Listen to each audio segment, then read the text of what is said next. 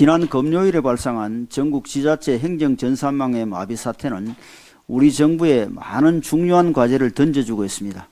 정부는 무한 책임감을 가지고 문제의 근본적 해결에 나서야 할 것입니다. 한편 민주당이 이 문제에 대해 정부를 비판하는 것은 야당으로서 당연히 할 일이겠지만 근본적 해법을 함께 고민하기보다 무책임한 정치 공세로 일관하는 것은 결국은 누워서 침 뱉기입니다.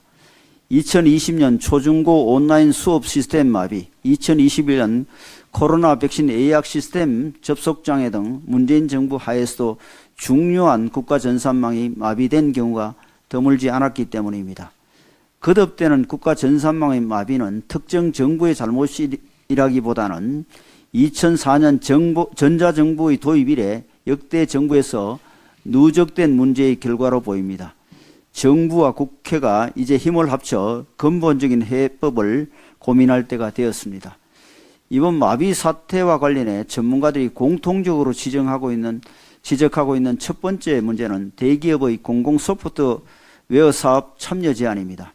2013년 소프트웨어 진흥법 개정을 통해 정부는 중견 중소 소프트웨어 업체를 육성하기 위해 자산 규모가 5조 원이 넘는 대기업에 대해서는 공공 서비스 참여를 제한해 왔습니다.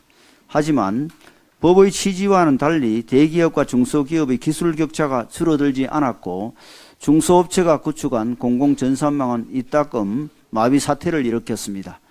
문재인 정부 때 일어난 시스템 마비와 올해 3월 법원 전산망 마비 그리고 이번 행정전산망 마비도 모두 중소업체가 개발한 시스템이었습니다. 또한 대기업의 배제는 영시한 업체들에게 사업을 나눠주는 쪼개기 발주의 난발로 이어졌고 쪼개기 발주는 상이한 시스템과 기기의 통합 관리를 어렵게 했습니다. 전문가들이 지적하는 또 한 가지 중요한 문제는 시스템상 일부가 고장이 나더라도 전체에 영향을 끼치지 않도록 하는 가용성 설계 관리 프로세스나 해킹 장애 대비 등이 부족했다는 점입니다.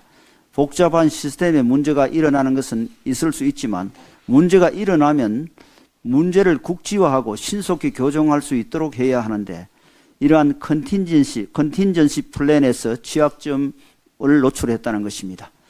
이러한 근본적인 문제 외에도 IT의 속도를 따라가지 못하는 공공기관의 느린 의사결정 속도, 민간 전문가를 채용하기 어려운 공무원 임금 구조 등 많은 문제가 지적되고 있습니다.